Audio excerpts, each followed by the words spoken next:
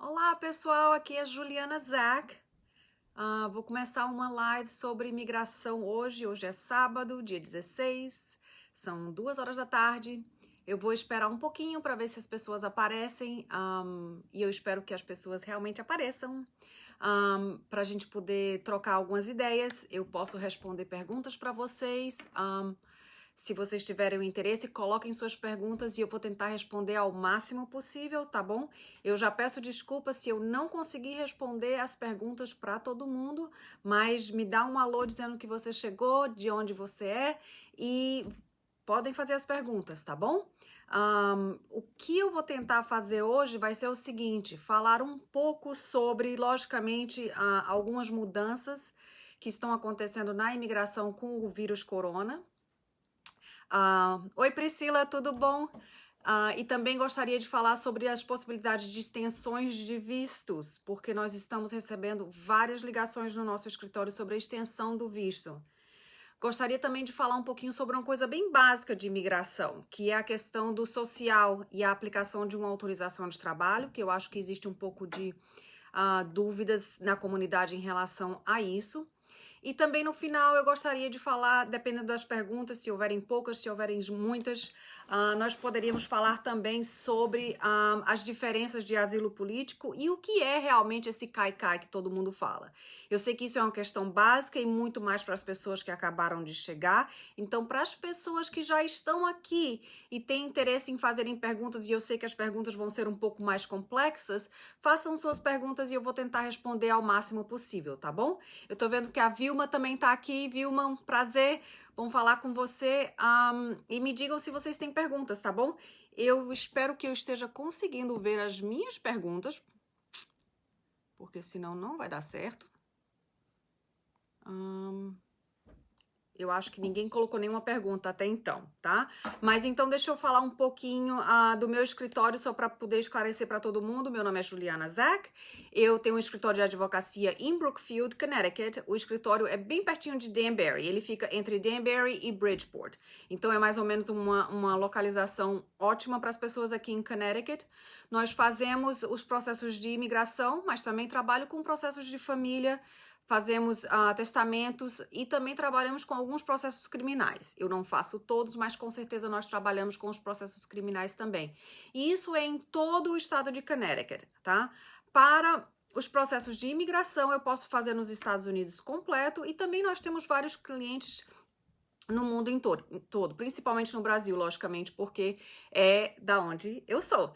Tá bom? Então vamos começar a falar um pouquinho sobre a pandemia, sobre o vírus corona, e eu espero que todo mundo esteja bem. Eu espero que realmente todo mundo esteja com saúde, esteja seguro, e para os meus clientes que já tiveram corona, que eu sei que alguns já estiveram, eu sei que alguns também já estão bem, mas eu espero que todos estejam com muita saúde, tá bom?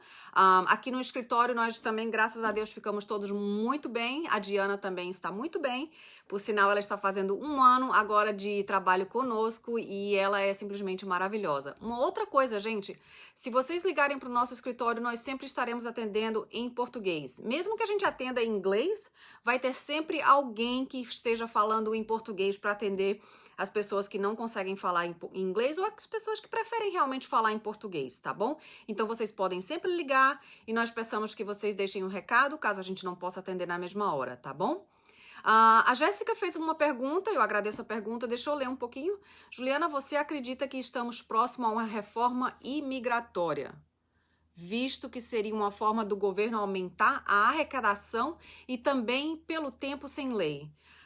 Jéssica, eu acho que vai ser muito difícil que isso aconteça esse ano, principalmente porque nós temos as eleições presidenciais nesse ano. Eu acredito que o presidente Trump, as intenções dele são, na verdade, dificultar a imigração e não permitir uma reforma imigratória.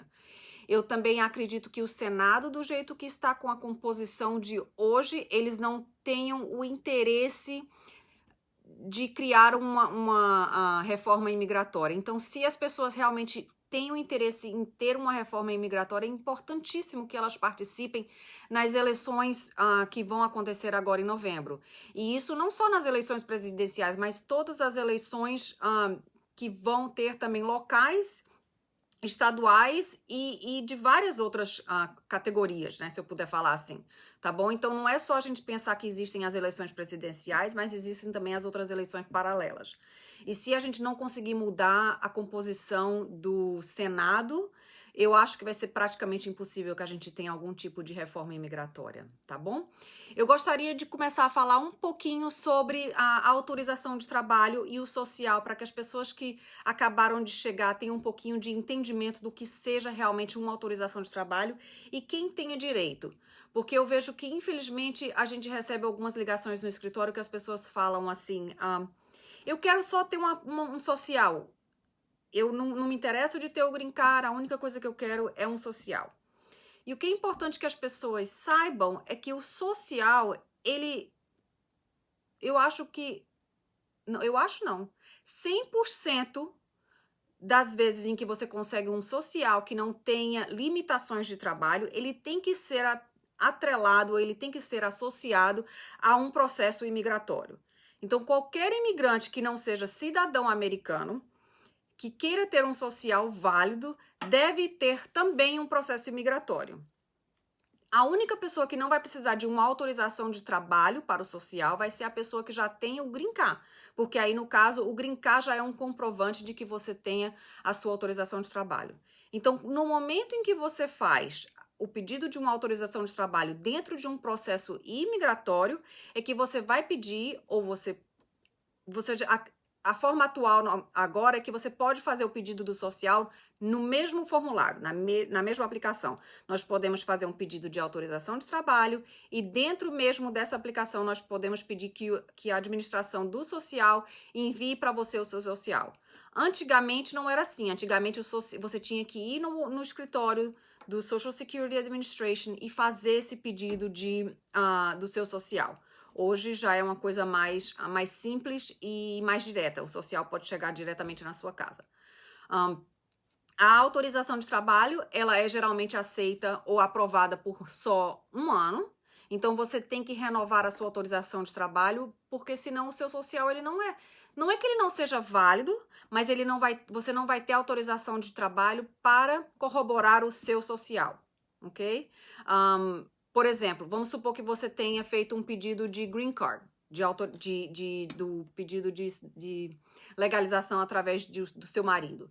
E durante esse pedido você tenha feito a requisição de uma autorização de trabalho, ok?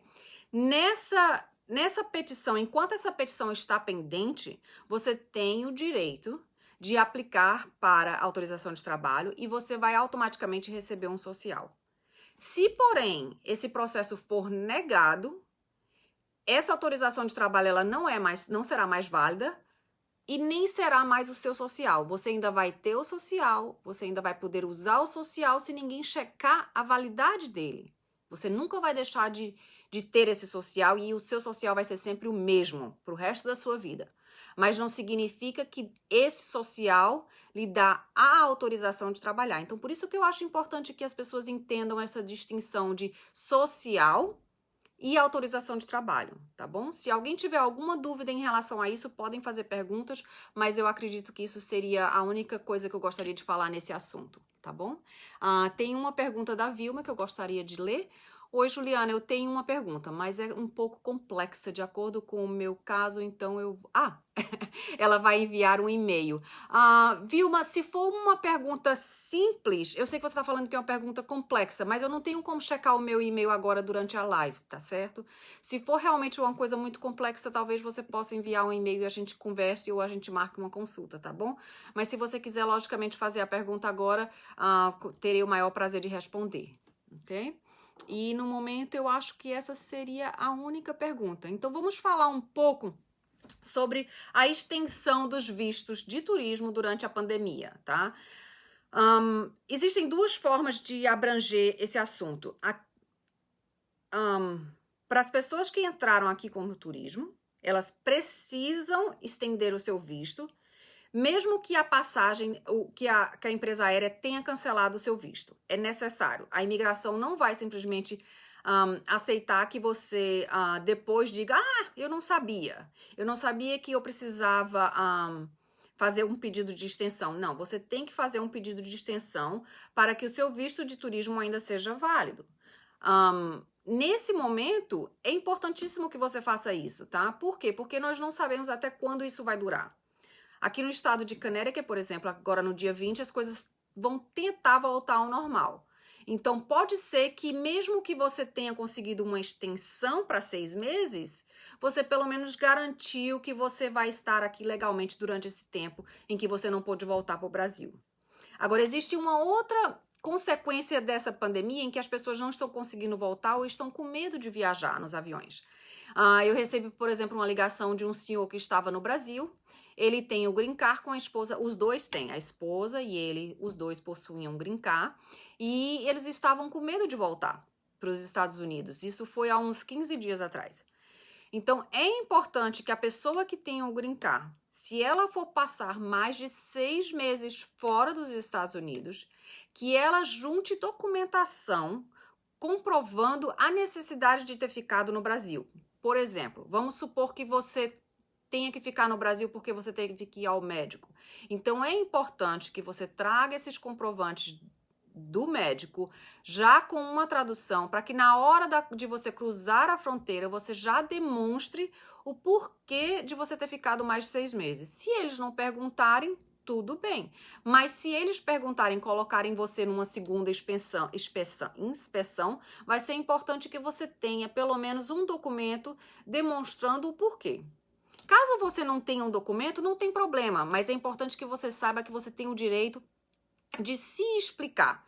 E se explicar bem, não é só dizer, eu fiquei mais porque eu fiquei com medo de voltar. Não, eu acho que seja muito importante que a pessoa realmente fale, olha, nós estávamos com a passagem marcada para o dia 20 de julho.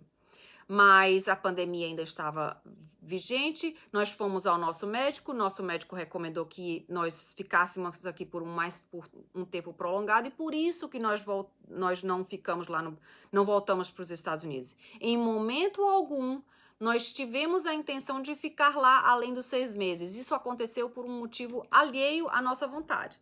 Tá bom? Então, isso é uma coisa super importante agora durante esse momento da pandemia. E voltando um pouco à relação às pessoas que estão aqui com um visto de turismo, não se esqueçam de darem entrada com o pedido de extensão antes dos 6 meses passarem da validade, tá? Se por algum motivo você perdeu essa validade, você ainda tem como aplicar, mas aí você vai ter que submeter mais documentos, você vai ter que fazer um argumento jurídico por que você não deu entrada no momento correto, tá bom? Mas, logicamente, as coisas não estão completamente perdidas, tá? Tem uma pergunta da Mariana. Mariana, baseado no caos político que acontece no Brasil... Oi, Mariana. É possível entrar com um pedido de asilo aqui? Se sim, como funciona e quais os requisitos? Mariana, sim.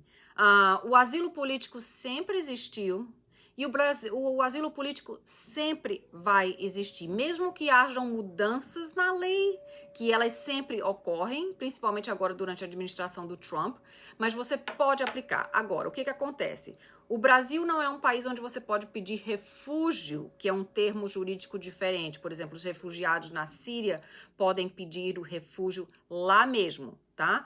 Mas então, por exemplo, vamos supor que uma pessoa entre nos Estados Unidos com o visto de turismo, que venha realmente para passear, mas quando ela chegar aqui, ela fala assim, não, eu não quero voltar porque eu tenho medo de voltar para o Brasil por causa da situação, de algum motivo relacionado aí, existem 5 fatores, tá? Eu não vou entrar em detalhes sobre os fatores que são necessários de você provar para pedir o asilo político, mas existem. Existem 5 categorias.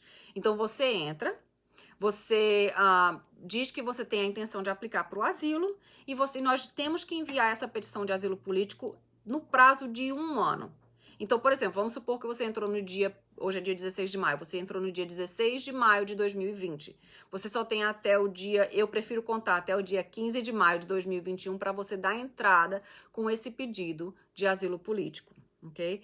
Você não tem a obrigação, quando você entra na fronteira com um visto de turismo, de dizer que você está aplicando para um visto.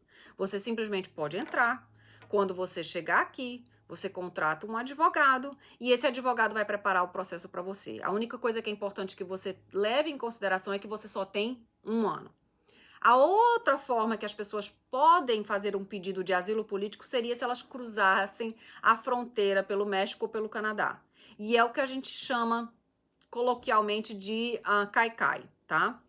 Então, se uma pessoa cruzou a fronteira, não tinha o direito de estar aqui porque não tinha um visto de turismo, por exemplo, não tinha uma autorização de trabalho, não tinha um green card, não é cidadão americano, então você tem que justificar por que você está aqui. E você não tem um motivo, você não tem uma autorização, uma pré-autorização. Mas se você indicar para o governo que você tem o medo de voltar para o Brasil por um motivo de perseguição, eles têm a obrigação de fazer uma entrevista com você para fazer uma determinação se você pode realmente aplicar para o asilo político. Então, com certeza, Mariana, isso é uma coisa que é possível, mas depende realmente do fato de cada pessoa. Então, o que é recomendável? Que as pessoas façam uma consulta com um advogado para saber se a sua causa ela é válida. E mesmo que ela seja válida, pelo menos, por exemplo, lá no nosso escritório, a gente tem como dizer para você, olha, a sua causa ela é muito fraca. Cabe a você decidir se você quer arriscar ou não. Olha, a sua causa ela é muito boa, você realmente tem uma boa causa. Então, assim, a gente pode pelo menos ter uma noção do que a pessoa, quais são os argumentos, ter uma noção das provas que a pessoa tem, porque realmente ela vai precisar de provas, tá? Você não pode simplesmente alegar. Aliás, você pode, mas o seu processo não vai ser tão forte caso você tenha também as provas, tá bom? Eu vi que tinha umas outras pessoas. Oi, pessoal, que fizeram perguntas. Eu acho que é a Helena. Boa tarde, doutora Juliana. Casei com uma pessoa que tem o green card. Quanto tempo demora o processo? Oi, Helena. Uma aplicação de casamento com uma pessoa que tenha green card, se você já está no país além do seu visto de turismo, ele é um processo diferente, tá, Helena? Ele não é feito como da mesma forma que uma pessoa que esteja aplicando através de um casamento com um cidadão americano. Se você... Existem as opções, por exemplo, vamos supor que você tenha entrado com visto, mas já fazem mais 6 meses. Ou você entrou pelo México. Independente de qual forma que você entrou, você precisa de um perdão.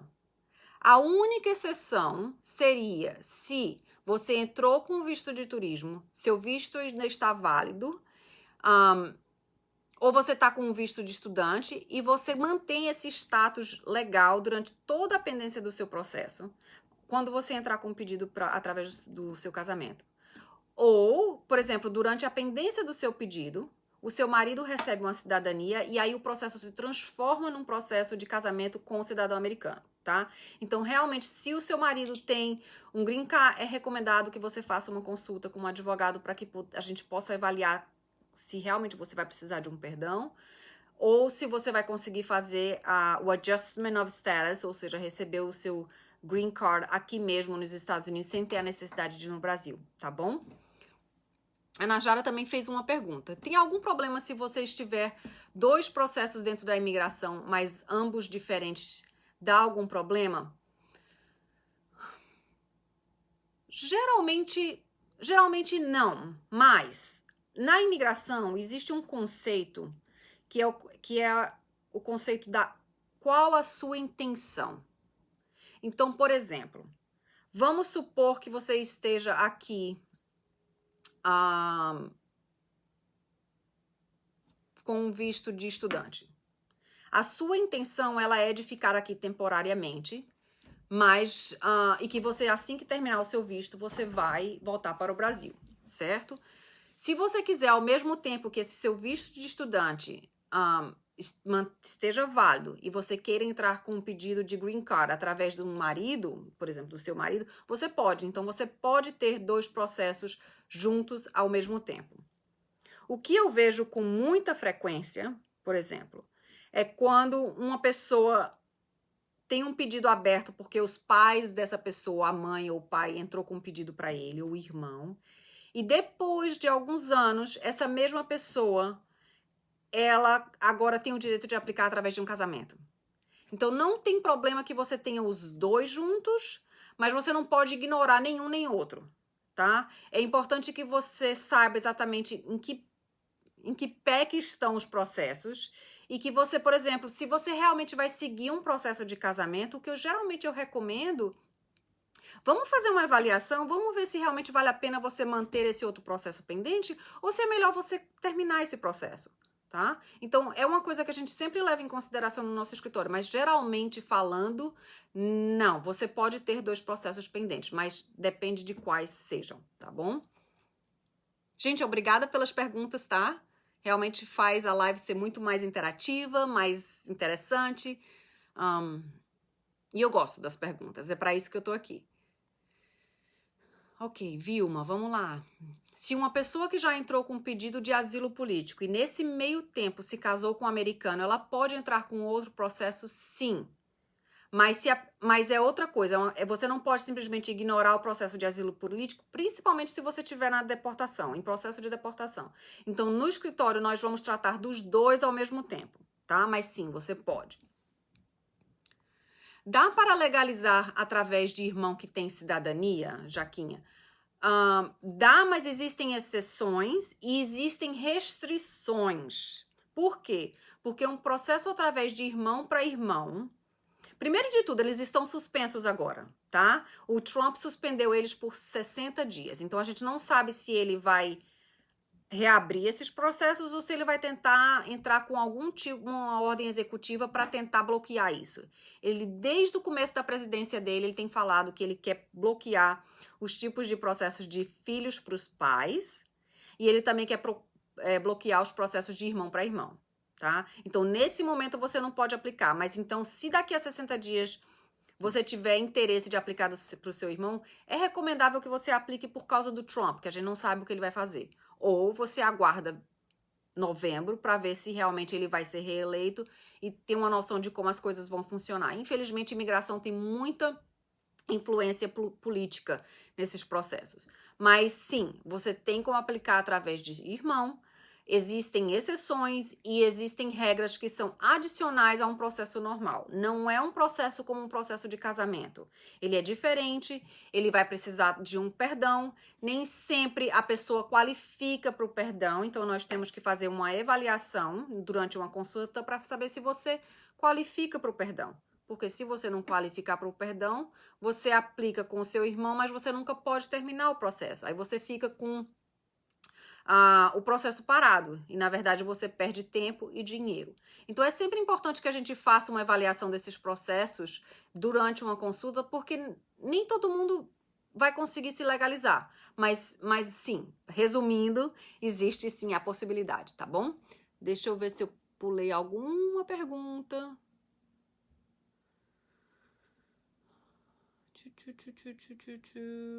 Ok, eu acho que eu cheguei em todas. Como funciona o visto de investidor para quem já passou de status? Viviane, o visto de investidor, se uma pessoa já passou de status, ele não vai conseguir, tá? São poucas as opções para as pessoas que já passaram de status de conseguirem se legalizar. Nil Custódio, acho que é assim que você fala seu nome. Conseguimos o green card para minha filha através do 360. Pelo abandono do pai, certo? Quando ela completar... essa pergunta é muito interessante. Quando ela completar 21 anos, ela pode me legalizar ou legalizar o padrasto dela? Infelizmente, não. A única forma que a sua filha pode ajudar você, Nil, seria se vocês estivessem num processo de deportação e houvesse um processo chamado de cancellation of removal, onde nós poderemos levar em consideração o fato da sua filha ter um green card, tá? Mas infelizmente não. Quando ela completar 21 anos de idade, primeiro de tudo, ela não pode ser que ela ainda não seja cidadã americana. Ela só pode aplicar para você quando ela for cidadã americana.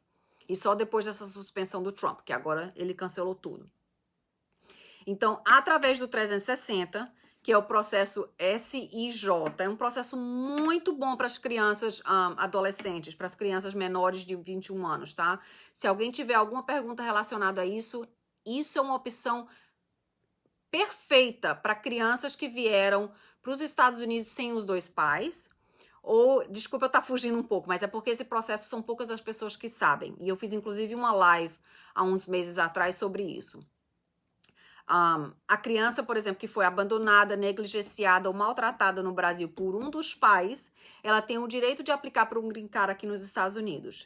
Mas os pais não vão conseguir se beneficiar, e essa realmente é a pergunta do Neil. Por quê? Porque faz sentido. Se você está alegando que o seu pai lhe maltratou, negligenciou, né, ou abandonou, você agora não pode querer proporcionar um benefício para esse pai, mesmo que seja o padrasto, ok?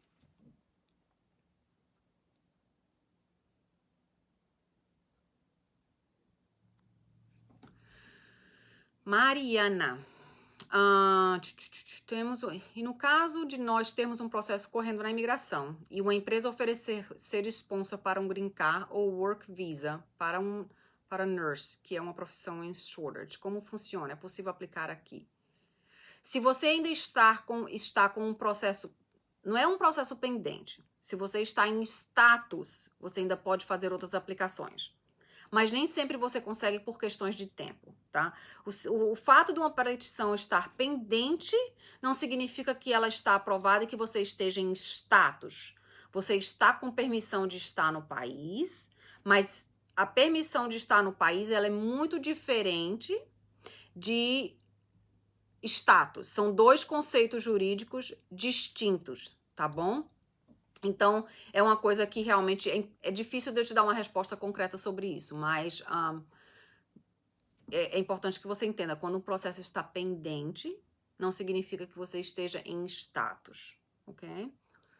Camila, os processos estão todos cancelados internamente nos escritórios da imigração, por exemplo, U-Visa. Não, Camila, a imigração está trabalhando. Eles estão, na verdade, trabalhando rapidamente.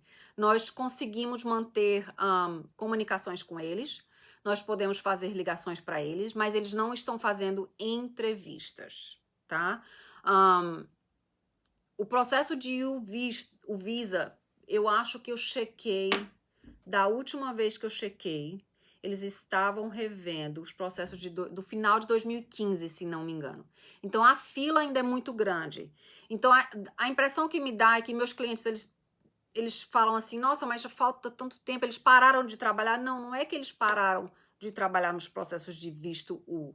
É que a lista de pessoas que aplicaram é tão longa e o número de vistos disponíveis é tão curto que eles demoram muito realmente para trabalhar nesses processos. Então, se eles estão revendo um processo de 2015 e você deu entrada em 2018, você tem daí uma noção que vão demorar pelo menos 3 anos para que eles cheguem a um processo que foi dado entrada em 2018. Então, o que você pode fazer, Camila, se você está com um processo de U-Visa pendente, que é o visto U, você vê a data do seu priority date, que é a data onde vocês deram entrada. Naquele papel que você recebe da imigração, ou que o seu advogado recebeu, ele dá o número do seu processo, o receipt number, e dá sua data de entrada. Com essa data, você vê qual é o local que você está na fila de espera.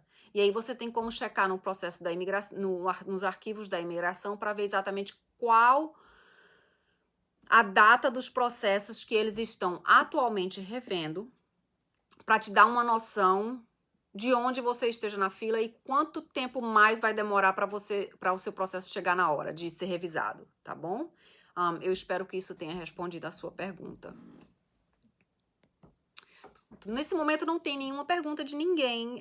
Eu espero que todo mundo esteja entendendo o que eu tô falando. Às vezes eu falo um pouco rápido, principalmente quando eu tô um pouco empolgada. Então, se eu estiver falando muito rápido, vocês me avisem, tá bom?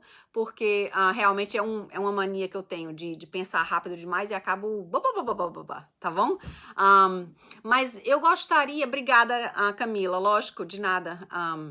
Realmente é um grande prazer de poder ajudar vocês, principalmente nessa hora que existem tantas perguntas de todo mundo, né?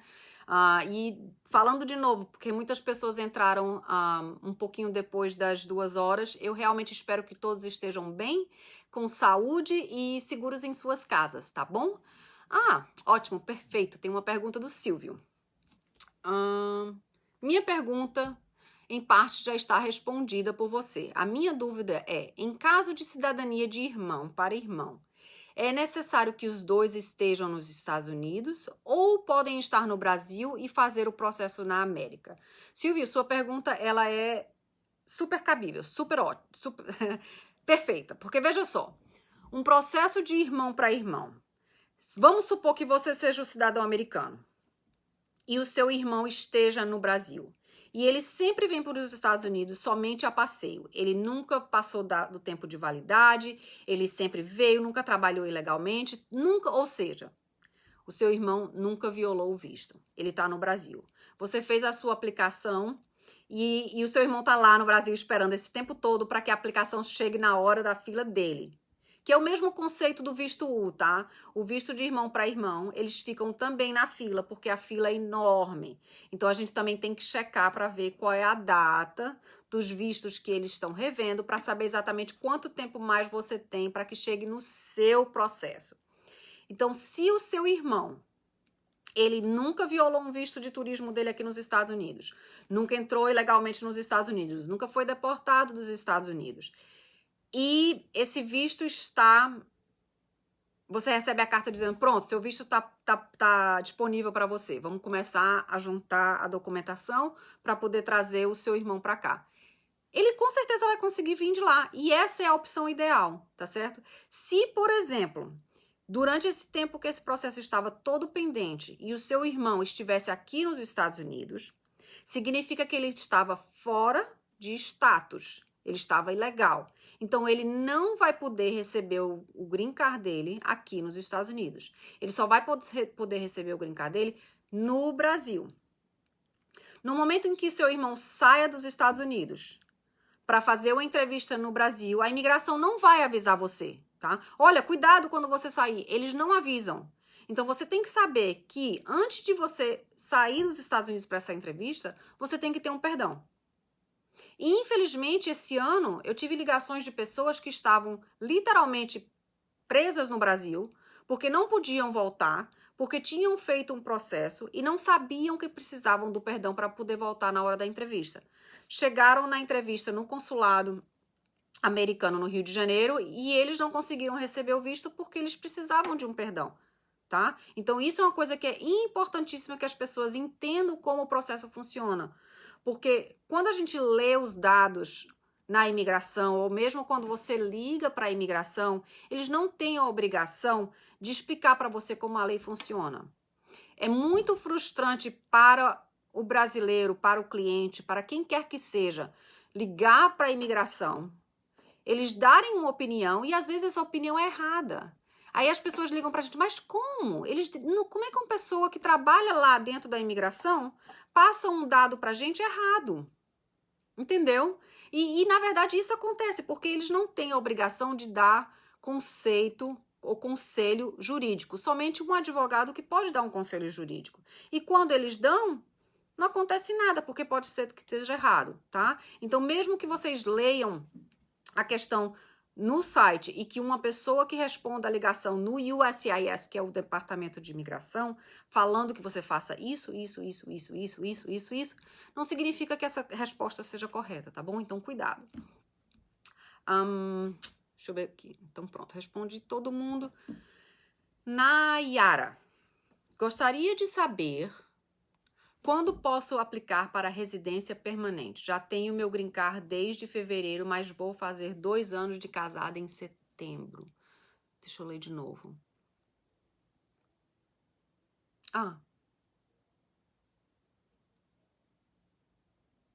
Tenho green card desde fevereiro, mas vai fazer 2... Não, você... Nayara, você tem que ter 2 anos de green card, não... Tá certo? Não são os 2 anos de casamento. São os 2 anos de green card para você aplicar para retirar as condições do seu casamento, tá bom?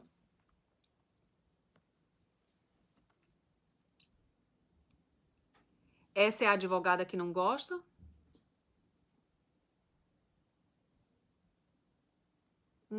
Alguém falou que não gosta de mim, foi isso? Tudo bem. Não é todo mundo que vai gostar de mim. Então, não tô entendendo o que ela falou. A Lucileia falou. Ok. Então deixa, vamos passar, né? Mas eu acho que não tem mais nenhuma pergunta, tá bom? Se vocês tiverem mais alguma pergunta, façam agora, porque eu já vou querer desconectar, tá bom? Eu acho que eu espero que vocês tenham entendido, tá bom? Porque eu sei que realmente, é como eu falei, eu falo rápido, mas eu gosto de esclarecer, realmente existem eu acho que advogado é como médico.